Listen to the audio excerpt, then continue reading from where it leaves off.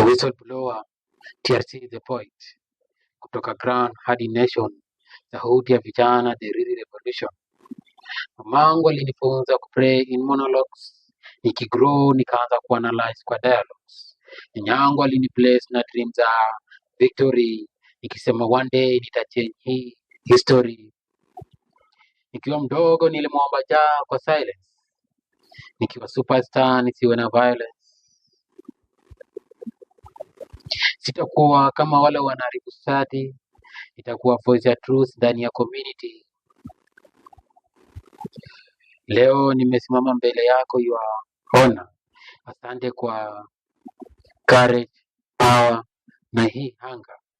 Mimi si yule chali wa follow pressure, mimi wa wisdom. Truth ndio treasure. The MJ connection. Hii ni revolution ya spoken word generation.